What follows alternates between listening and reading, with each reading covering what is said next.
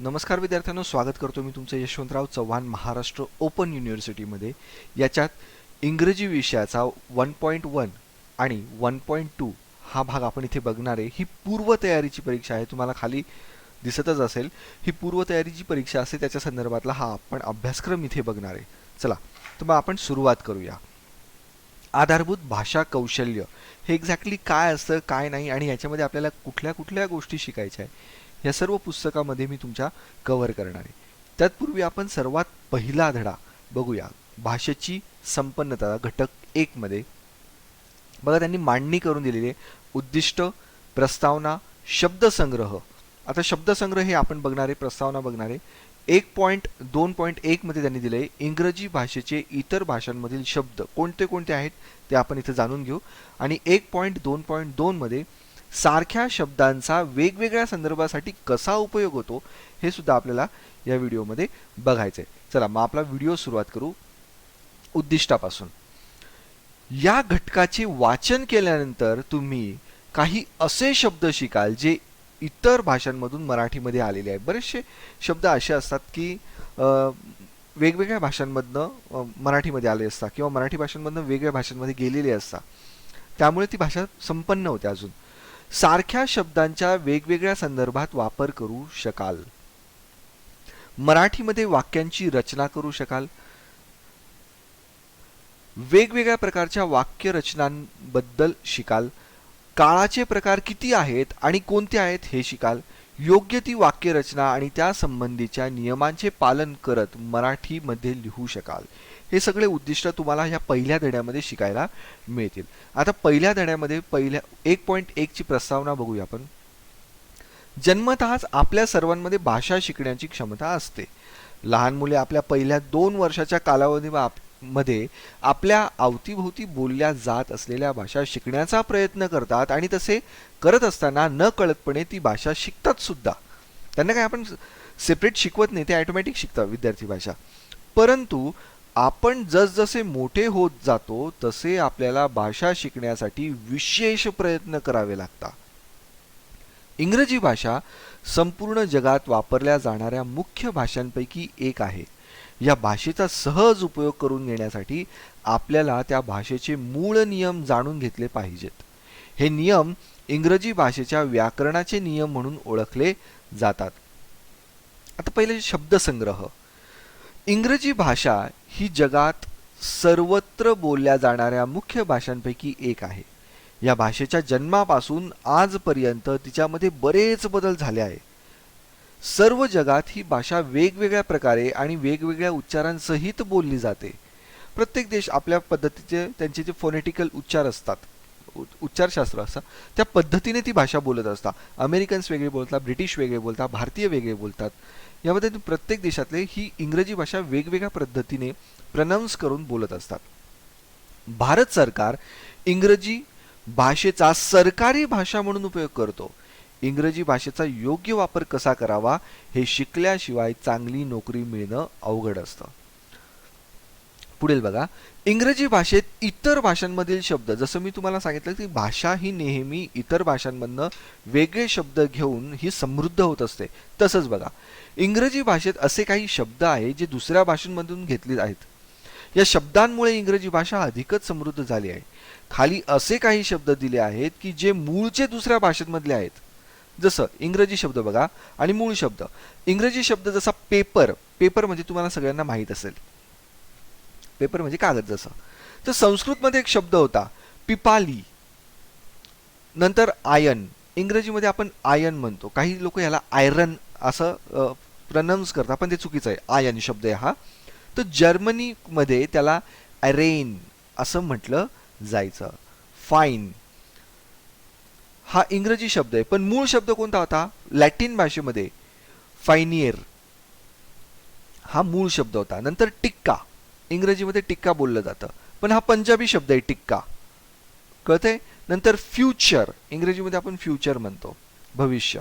तर लॅटिन शब्दापासून हा तयार झालेला आहे, फ्युचरस. नंतर इंग्रजीमध्ये शरबत म्हणतो आपण, तर मूळ शब्द आहे टर्किश सॅरबिट. इंग्रजीमध्ये करिअर म्हणतो.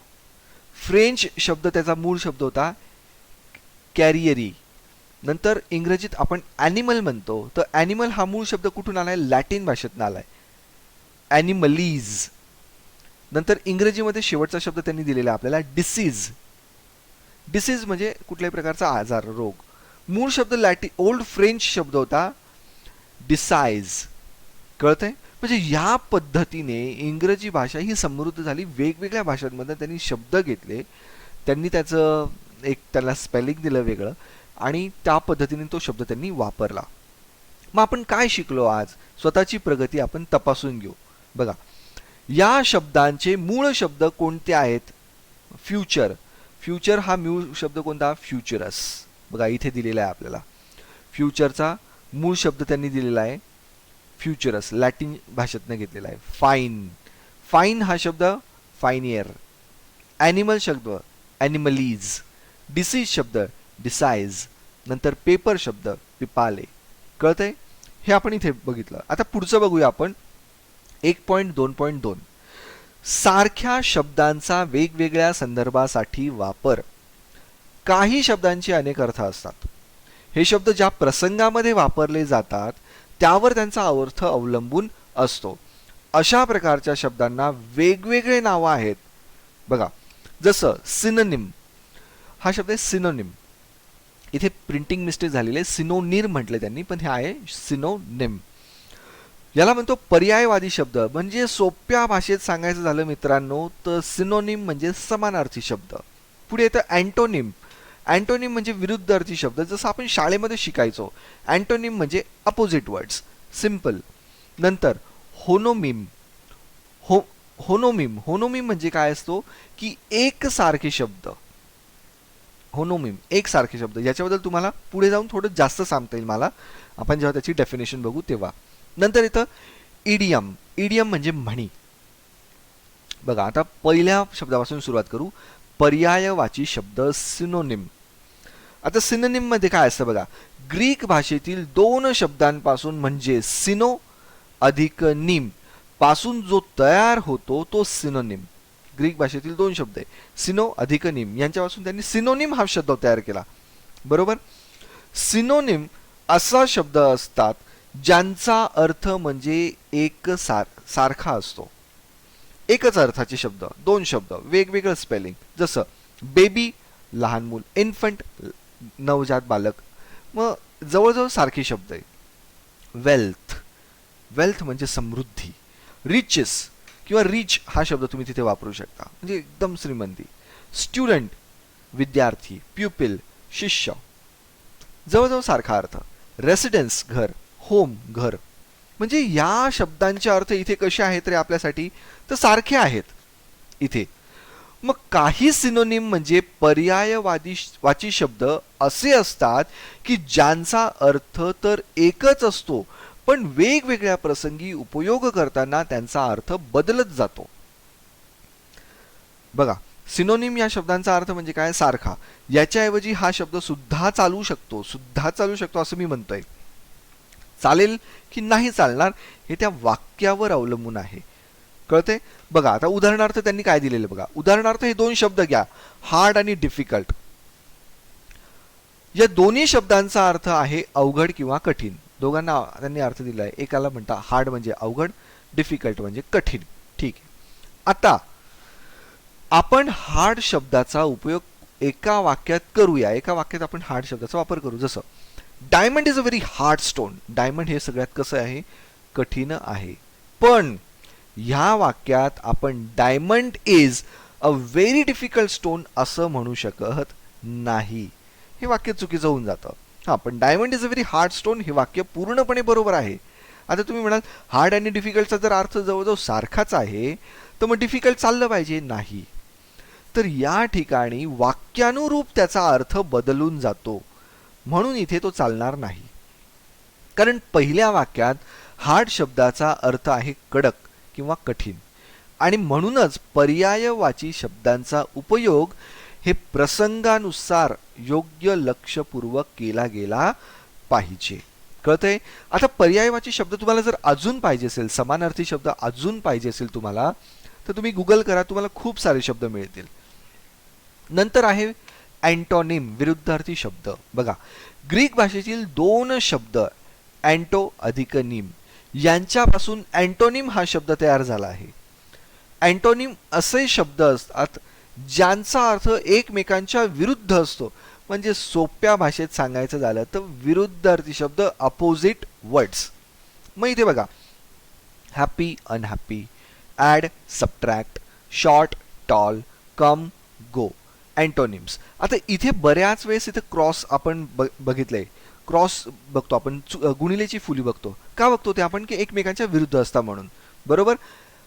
मग याच्यासारखे अजून शब्द तुम्ही जर गुगल केले तर तुम्हाला अजून सापडतील. Open, shut, up, down, black, white, opposite words. हे सर्व अपोजिट वर्ड्स झाले. हे खूप शब्द तुम्ही शोधू शकतात.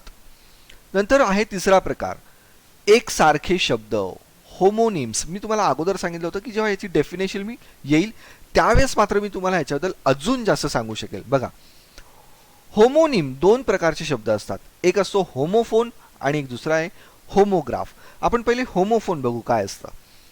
असा शब्द ज्यांचा उच्चार एकसारखा असतो पण त्यातील अक्षरं आणि त्या शब्दांचा अर्थ दोन्ही वेगवेगळे असतात. जसे इथे बघा, मेड, मेड, MEDE मेड हा मेक या शब्दाचा पास्ट टेन्स आहे. पण MAID मेड, मेड म्हणजे घरात काम करणारी, मग ते कामवाली बाई आपण त्यांना म्हणू शकतो. उच्चार बघा दोघांचा सारखं, मेड, मेड, पण अर्थ मात्र दोघांचे वेगळे. पुढचे दोन शब्द बघा, एट, एट. आता एट हा ईट या शब्दाचा पास्ट टेन्स आहे. EAT ईट, ईट म्हणजे खाणे, त्याचा past tense ate, ATE ate म्हणजे खाल्लं. आणि EIGHT एट म्हणजे आठ. आता या शब्दाचा उच्चार बघा, एट, एट, दोघांचा उच्चार सारखा, अर्थ मात्र वेगळा, स्पेलिंगही वेगळं. त्यांना म्हणतो आपण होमोफोन. उच्चार सारखा, अर्थ वेगळा, होमोफोन. आता पुढे बघा, होमोग्राफ. होमोग्राफ म्हणजे काय असतं, असे शब्द ज्यामधील अक्षरे एकसारखी असतात पण त्या शब्दांचा अर्थ वेगळा असतो. काय म्हणता येते, अक्षर सारखी पण त्यांचा अर्थ वेगळा, त्यांना म्हणतो आपण होमोग्राफ.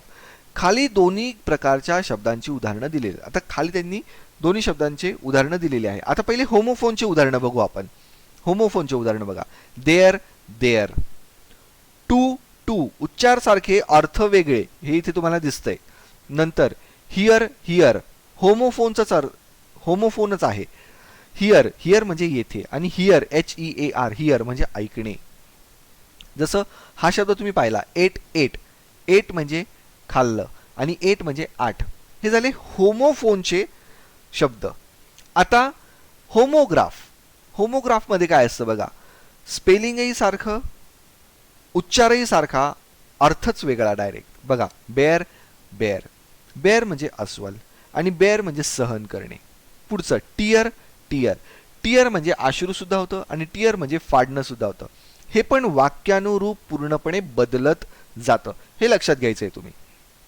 पुढचं बघा, वाक्प्रचार आणि वाक्यांश, इडियम, फ्रेजेस अँड प्रोव्हर्ब्स. वाक्प्रचार आणि त्यांचं वाक्यांश. बघा, इंग्रजी भाषेत अशी काही वाक्य असतात ज्यांचा उपयोग वाक्प्रचार म्हणून केला जातो. जसं मराठीत पण आपण बरेचसे वाक्प्रचार वापरतो, हिंदीत सुद्धा बरेचसे वाक्प्रचार आपण वापरतो. ही लहान वाक्ये काही मोठ्या वाक्यांचा एक भाग म्हणून वापरली जातात. हीच ती लहान वाक्ये मोठ्या वाक्यांचा एक भाग म्हणून ते आपण शक्यतो वापरतो. उदाहरणार्थ, at a loss. At a loss याचा अर्थ काय, सुचेनासे होणे अशी मनाची स्थिती, काहीही समजत नाहीये.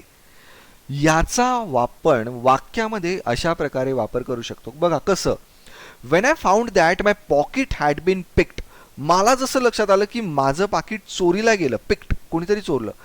I was at a loss for my next step. पुढे काय स्टेप टाकावी त्याच्यासाठी मी काय झालो, एकदम लॉस झालो, मला काही समजेनासच झालं, आपण यावेळेस असं म्हणतो. अशा प्रकारच्या वाक्यांशाला इडियम किंवा फ्रेज म्हणतात. या प्रकारचे जेव्हा वाक्य येतात तर त्याच्यामध्ये ही फ्रेज वापरली, at a loss he phrase वापरली, काय करावं हे सुचेनासच झालं मला, या इडियम फ्रेजेस यांना म्हणतात. त्याच्यानंतर इथं प्रोवर्ब. प्रोवर्ब म्हणजे काय, जास्त करून एखाद्या लहान वाक्प्रचाराला म्हणतात जे स्वतःचा एक पूर्ण वाक्य असतं. उदाहरणार्थ, honesty is the best policy. Honesty is the best policy. Okay.